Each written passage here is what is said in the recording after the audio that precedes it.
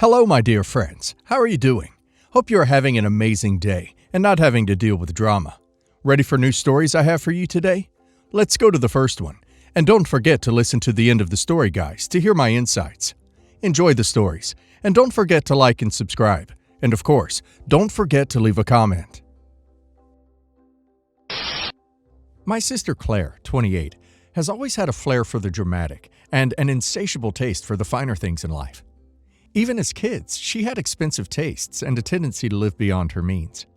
She'd blow her allowance on designer handbags and shoes she couldn't afford, then guilt-trip our parents to borrow money to make up the difference. Growing up, Claire thrived on attention. She loved being the star of every show, whether it was a school play, a family gathering, or even a minor argument where she could turn herself into the victim. Her charisma and charm meant people often let her get away with things, but it was exhausting for those of us who knew her well. Jake, 30, has been my best friend since we were 12. We met in middle school, bonded over sports and movies, and have been inseparable ever since. He's the kind of guy who would drop everything to help you. Loyal, thoughtful, and kind. Jake was like a brother to me. Claire and Jake didn't cross paths much when we were younger, even though Jake spent a lot of time at our house. It wasn't until about 5 years ago at a family holiday party that they really connected. I introduced them more formally, and by the end of the night, they were laughing and talking like old friends. Jake later asked if I'd be okay with him asking Claire out, and I gave him my blessing, despite my concerns that Jake might not be my sister's type, but I trusted them both, and I wanted them to be happy. Their relationship took off quickly. Jake treated Claire like she was the most important person in the world. He planned surprise dates, remembered every detail about her likes and dislikes, and supported her dreams, even when they seemed impractical. For a while, Claire seemed genuinely happy. Jake was the grounding influence Claire needed. She had always been impulsive and attention-seeking, but Jake's steady and reliable nature brought out her calmer side. After 2 years of dating, Jake proposed, and it was everything Claire could have wanted. Romantic, beautiful, and over the top. He created their first date at a private dinner, complete with a violinist and a dessert that said, "Will you marry me?" Claire said yes. Planning the wedding became Claire's full-time obsession. She wanted everything to be perfect: a grand venue, a designer dress, a live band, and a guest list of over 200 people. Jake, ever the gentleman, supported her every decision, even as the budget spiraled out of control. I was Jake's best man, and my parents were thrilled to see Claire marrying someone so stable and kind. The excitement was palpable as the big day approached. Jake couldn't stop talking about how much he loved Claire and how he couldn't wait to start their life together. The wedding day started beautifully. The guests were seated, the music was playing, and Jake stood at the altar, nervous but grinning. But as the minutes passed, Claire didn't appear. The whispers started, and soon confusion spread through the crowd. Then my phone buzzed. It was a text from Claire. "I can't do this. I'm sorry." She had left the venue without saying a word to Jake or anyone else. Jake stood at the altar, visibly devastated, but trying to hold it together in front of everyone. My parents were frantic, and I was furious. I left to find Claire, but she was already gone. A few days later, the truth emerged. Claire had been seeing someone else, Evan, a wealthy entrepreneur she'd met at a networking event. She claimed Evan was the love of her life, and that she couldn't go through with marrying Jake because her heart belonged to someone else. Jake was heartbroken, and I was livid. Claire had not only humiliated my best friend in front of 200 people, but she had also betrayed my trust. When I confronted her, she was unapologetic, saying it was better to leave Jake at the altar than to marry him and live a lie. That was the last straw for me. I cut ties with her and focused on supporting Jake. If anything, my friendship with Jake grew even stronger after that ordeal. He leaned on me a lot in the months following the wedding, and I did everything I could to help pick up the pieces. We spent countless nights talking, trying to make sense of everything. About 2 years later, Jake met Sarah, a wonderful woman who was kind, intelligent, and perfect for him. They started dating, and I could see how happy she made him. When Jake proposed to Sarah, he asked me to be his best man again. Standing by his side as he married someone who truly appreciated him was one of the proudest moments of my life. Now, Jake and Sarah have a beautiful baby boy, and they've asked me to be his godfather. Seeing Jake build a happy, stable life after everything Claire put him through has been incredibly rewarding. After leaving Jake, Claire married Evan about a year later. Their wedding was a lavish destination affair, complete with luxury and glamour, which I was invited to but refused to attend. They bought a massive house, went on expensive vacations, and had 2 kids. From the outside, it looked like Claire was living the dream. I kept my distance. Seeing her flaunt her new life on social media was a constant reminder of the pain she caused Jake. We rarely spoke, and when we did during family gatherings, it was awkward and superficial. A few months ago, Claire's perfect life came crashing down. Evan, it turns out, wasn't as devoted as she thought. He had an affair with his secretary, and when Claire confronted him, he didn't beg for forgiveness. He kicked her out. She was left with no job. She'd been a stay-at-home mom, no savings, and 2 young kids to take care of. She moved back into town and started reaching out to family for help. Last week, Claire showed up at my doorstep with her kids. She looked exhausted and desperate, asking if they could stay with me, just for a while, until she got back on her feet. I was stunned. After everything she had done, humiliating Jake, destroying our relationship, and burning bridges with everyone who cared about her, she was now asking me for help. I asked her, "Are you joking? After everything you've done, you think I'm going to take you in?" She started crying, saying she had nowhere else to go, and begged me to think of her kids. She insisted they were innocent and didn't deserve to suffer because of her mistakes. I told her I felt bad for the kids, but that it wasn't my responsibility to fix her mess. I reminded her of the choices she made and the people she hurt along the way. She left in tears. My parents are furious. They live in a small 1-bedroom apartment and can't take Claire and the kids in themselves, so they're putting all the pressure on me. They've accused me of being selfish and punishing her children for her mistakes. My mom keeps saying, "She's still your sister," and my dad has told me I need to be the bigger person. Claire, meanwhile, has been texting me nonstop, alternating between apologizing and guilt-tripping me. She says she's learned her lesson and that her kids shouldn't have to pay the price for her actions. I feel conflicted. On one hand, I feel for the kids. They're innocent in all of this. But on the other hand, I can't ignore what Claire did. She destroyed my best friend, betrayed my trust, and made selfish choices that have now come back to haunt her. I've built a stable, peaceful life for myself, and I don't want to jeopardize that for someone who has consistently shown a lack of respect for others. My parents think I'm being too harsh, but I feel like they're asking me to clean up a mess I didn't create. Reddit: am I the a-hole for refusing to take in my sister and her kids? OP's sister made her choices, and now she has to deal with the consequences. It's unfortunate that her kids are caught in the middle, but that's on her, not OP. She burned bridges with OP and OP's best friend, and it's unreasonable for her to expect OP to fix everything now. You reap what you sow. And now let's hear the community's opinion. Not the a-hole. Claire lived her life chasing luxury and drama, often at the expense of others. Leaving Jake at the altar wasn't just a mistake. It was a cruel, selfish decision that hurt so many people. Now she expects you to clean up her mess after she's burned every bridge? No way. It's sad for the kids, but this is a lesson Claire needs to learn. You're not responsible for rescuing her from her poor decisions. Not the a-hole. I feel for the kids. They didn't ask for any of this, and it's heartbreaking that they're stuck in this situation. But at the same time, you're not their parent, and it's not fair for your family to put this burden on you. Your sister made selfish choices, and while it's okay to feel bad for her, it's also okay to set boundaries. Claire needs to figure out how to rebuild her life without relying on others to bail her out. Not the a-hole. You're absolutely right to stand your ground. Your sister has a history of making selfish decisions and expecting others to pick up the pieces. You're not abandoning her. You're protecting your peace and holding her accountable for her actions. She's an adult, and it's time for her to step up.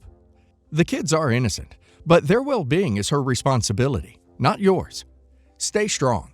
You're doing the right thing. My wife lost her first husband, James, 8 years ago. At the time, she was pregnant with her baby girl and miscarried soon after his death. Now we are expecting our first child together, a baby boy. She was set on the name James. I told her that's just too weird for me, and while it's a nice name, I don't want to name my son after her ex. She dropped it and eventually suggested the name Oliver. I loved it, and we agreed. 3 days ago, her family was over for dinner, and I told them about the name we've chosen. Her sister then said, Oh, so like James. And I was confused. So sister said, well, that was James's middle name, wasn't it? After they all left, I told my wife I've had it with her trying to push her ex into our lives like this. She said we already agreed on Oliver. I told her I'm not signing the birth certificate if she names him after her ex. She says I'm being insensitive. Her mother says I should let it go because it was just a middle name. Her sister says it's weird to name the baby after an ex in any scenario. Am I the a-hole? Not the a-hole times 1,000. I seriously cannot believe how many comments there are here where people are suggesting that you are the a-hole. Yes, she's a widow, and I understand that she probably loved her first husband dearly and that they were going to start a family. However, if you are going to move on and build a life with someone new, then you need to commit to that. If you don't, it's insanely cruel in many ways to your new partner. I'm not saying she needs to erase the memory of her first husband, but naming your kid after him is a little too much. Also, she straight up lied to you by omission by suggesting his middle name and not telling you that was his middle name. That's unbelievable. She did that because she wanted to get her way, and that was her way of trying to overcome your resistance to the idea and your objection to it. Honestly, it was downright manipulative and conniving. I can't help but wonder if this post were made by a woman whose husband was pulling the same shenanigans, if the comment section would look a little differently. You and your wife have some talking to do, and maybe you guys can come to some sort of compromise. I would definitely discuss her deceptive behavior. If there wasn't a child involved here, I would probably say that you should walk away from the relationship because of the poor character she has shown. But there is a child involved. This is going to be a difficult conflict to resolve because you guys have a baby on the way, and she is clearly not over her deceased husband. Yes, the a-hole. Simply for describing your wife's late husband as an ex. Really? He passed away when they were still married. That makes him her late husband, not an ex. She shouldn't have lied to you about Oliver, so I guess it's really everyone sucks here. But your constant reference to her ex 5 times just grates at me. Why so jealous? So my sister-in-law, husband's sister, Jenny, just had a baby girl she named April Imogene. Her mother and grandmother were born in April, and her other grandmother's name was Imogene. Jenny had names picked out for a while. Her husband, Greg, told her she had complete freedom with names. Jenny wanted to name her son Caspian George. George for her grandfather, Imogene's husband. Greg's sister, Donna, was 3 months further along with twins, boy and girl, when they were both pregnant. When Greg announced they were expecting, with Jenny's permission, she wasn't there. Donna texted Jenny that it was her pregnancy year, and how dare she steal the spotlight with her, Jenny's, pregnancy. Greg and Donna's mother, Catherine, was thrilled about all the grandchildren. Jenny texted Greg, and he told Donna it would be great for all of the cousins to grow up together. That shut Donna up. Jenny said to me that Catherine and Donna had been constantly asking her about names. Jenny didn't tell them because she knew Donna would use them for her twins, as revenge for getting pregnant in the same year. So I suggested decoy names. Together we came up with them: Clementine Greer and Dexter Wynn. Donna used the decoy names. Donna had a smug look when she announced the names. Donna remarked, "You had to choose a new name because I named my babies first, when they were alone." Angry and in pain from the birth, Jenny snapped at her that Donna used the decoy name since she, Jenny, knew that Donna would pull something like this. I came in and Donna ran out crying. Catherine and Daniel moved to Greg's house to help with the baby since Jenny was still not recovered and in a lot of pain from the birth. Greg was exhausted taking care of Jenny and April. Donna throws a fit, even though her husband's parents moved into her home to help with the twins. Donna tells Jenny that they are her parents and that they need to help only her with the twins. Donna revealed the decoy names. Donna told Jenny that she had her own parents, and why can't they take care of Jenny's family? Jenny's parents live in France and could not travel to the USA. Greg was sleeping in another room. Catherine and Daniel told Donna to get out. They told her that they were glad to help Greg and Jenny out, and Greg was their child too. Donna stormed out. Donna told the extended family and her husband's parents her edited version of events, where Jenny initially deceived her with the names, and how Jenny is forcing her parents to take care of the baby by themselves, with no help from her. The people reached out to Greg and his parents to get the full story. They called Donna out for her aggressive behavior. Catherine, Daniel, and Greg have gone no contact with Donna. Donna called Jenny and accused her of being a liar, turning everyone against her, giving her twins ugly names, and breaking up the family. Jenny blocked Donna. Are my sister-in-law and I a-holes? You are not the a-hole, but Donna has some serious issues. You gave her twins ugly names? She chose them. Also, I kind of want to smack Donna for all this complaining. Wish I could have kids. I'm terrible, but I like the decoy names. Play silly games, win daft prizes. There could be worse names. No contact sounds like the best thing. Feel sorry for her hubby and twins. Not the a-hole. Not the a-hole. Having decoy names was a brilliant move. It sounds like Donna is a piece of work, not just from what you said, but also because extended family knew to reach out for the full story. It sounds like they know from experience not to trust her. Imagine saddling a human being with a name you don't like, just to score some petty points. I hope her partner, assuming she has one, realizes what's happened and gets the names changed quick. My husband and I, 25 female, are newly married and expecting a baby. For context, I earn about $3,200 a month, which is not a lot if you consider rent, $1,200, food, bills, and a baby. I'm also sponsoring my husband from the UK, and we are waiting on his immigration papers, Canada. For the past few months, my mom has been convincing me to get on her mortgage, worth $800K, after selling her $300K home, and her retiring in 2 years. I put my foot down and said no, because I spoke to the mortgage officer, who stated that it would severely impact my ability to buy a home or qualify for debt, given that I'm in such a large amount. I would also be held liable if she ever defaults. When I told her that, she was angry that I was listening to outsiders who know nothing, instead of her, and how she was only doing this to benefit me. I also told her I need my credit and debt ratio in good standing, as this would help me and my husband qualify for something down the line once he starts working, or if I need a line of credit for emergency expenses. And she started yelling at me and crying, telling me why God created her to be this good person who wants to help her kids, but her kids don't love her back. Later on, she told me she was returning her car, in which I later found out it was to buy a brand new and bigger one for about $35,000. She offered my husband and I to buy her old. I told her we would look into it once we get the price, but I told her to keep in mind that my husband would be driving, and since he's new, insurance would be sky high. She said it would all be okay and to be organized with money, etc. The car dealer comes back with the price for her old car, and it's worth $15,000 and $360 a month financing. The foreign driver's insurance would be over $500 a month. When I got the figures, I said no because, once again, we're on a single income, baby coming soon, and I'll get a pay cut during my leave, so we won't be able to afford it. My husband was more than okay with this and didn't like that my mom was getting me caught up in taking on debt, knowing our situation, and has never once offered to help us. When I told her, she yelled at me, saying that she was helping us. Why won't you accept my help? And, fine, go buy a rundown car. Don't come crying to me when it breaks down.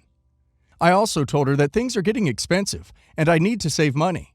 She went on a rant and said, "You've had that job for 3 years. You were single and no kids. How much did you save? Huh? How much do you have in savings, yet you can't even buy a car when I'm trying to help you?" I broke down crying because, yes, I was single with no kids, but she was charging me $1,000 a month. Salary at the time was $1,800 a month, and rent when her mortgage was $1,100.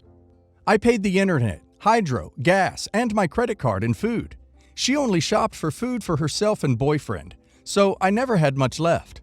But for a second, I did believe I was bad with money and a failure for not being able to afford these things. The most savings I've done is with my husband because he understands. It's demanding, and we've been getting by with using public transportation, and I make more now, so I finally have enough to put money aside and pay off some debts I had from before. Also, now that we're having a baby, I always keep in mind baby expenses, and that $860 a month she wants me to spend for the car can come in really handy for a baby. Nevertheless, her comments made me feel like a total failure because she tells me she's doing all of this for my benefit, and I'm being hard-headed, or I'm defying her, my mom, to listen to outsiders who are the financial and mortgage advisors. My husband is fed up because I'm putting stress on our baby, and he also feels powerless against Canadian immigration is taking forever. He believes that she has no right pocket-watching us. He's so angry that he's actually thinking of moving us back to the UK with him away from her. He also wants to confront her, as my mom is making it seem like he's the one changing me for the worst because I'm choosing to share finances with him over her. I just feel awful, and I've been crying all day because I want to accept her help, but I know deep down if I do, how will my family survive? I'm just over it. Please, do nothing financial for your mother, regardless of what she says. Focus on your new family member, your home, your husband. Prioritize them and your needs. And duck the duck off with your mother's BS. Say no and then leave it. Your husband and advisors are correct. Your mother is trying to use you for her benefit, not yours. She's not trying to help you. She's trying to help herself. She's just guilt-tripping you to manipulate you into giving her what she wants. I'm pregnant with my first child. My sister-in-law, my husband's sister, has one girl 3 years old, and she suffered one miscarriage. 2 months ago, she announced she's pregnant again, and her pregnancy was going well. I found out I'm pregnant 1 month ago, and my husband and I decided to host a dinner to announce the surprise of our own pregnancy as well. We hosted a dinner for my family and his. During dinner, my sister-in-law announced that she had miscarried again, and she was devastated. We consoled her and tried to encourage her to feel better. At that point, I felt so bad, and I had doubts about announcing my pregnancy. But because the dinner was out of nowhere, both my parents and my in-laws expected to hear some kind of announcement about something. After some time passed and the consolation of my sister-in-law was over, and we moved on with other topics, my husband and I decided we should announce it since that's why we were hosting the dinner in the first place. We announced we are expecting, and we could tell my in-laws and my sister-in-law with her husband were not that happy about it. My parents were delighted since it is going to be their first grandchild. My parents-in-law offered a cold congratulations, but they didn't say or do anything more than that, and just skipped it altogether. I understood why they did that, and I knew the risk that this would happen when my husband and I decided to announce it. But my sister-in-law and her husband made comments about how it's insensitive that we couldn't wait, and we rubbed it in their face after what they've been through. My husband and I tried to defend our stance, saying that this is why we hosted the dinner in the first place, in order to share the happy news. My sister-in-law's husband said that as soon as sister-in-law announced her miscarriage, then we should forget about the announcement and change the topic, or make up something fake and insignificant to announce, and how we are very insensitive for what we did. Am I the a-hole? Edit. They knew the dinner we hosted was in order for my husband and I to make an announcement about something. We told them when we invited him that we also have something to announce. They knew the purpose of the dinner, they just didn't know what the exact announcement would be. Who hijacks a dinner to announce their miscarriage? Why did she not send out the memo before the dinner? Why not give the host a chance to talk before bringing the mood down with her bad news? Why did she not pick a better time to make her sad announcement? Yeah, her logic works against her too, not the a-hole. Edited to add. No more telling them at all in the future. Let them find out on their own from now on. Not the a-hole.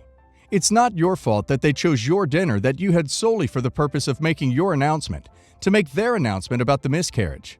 They should have waited until another time. I don't understand all the condemnation.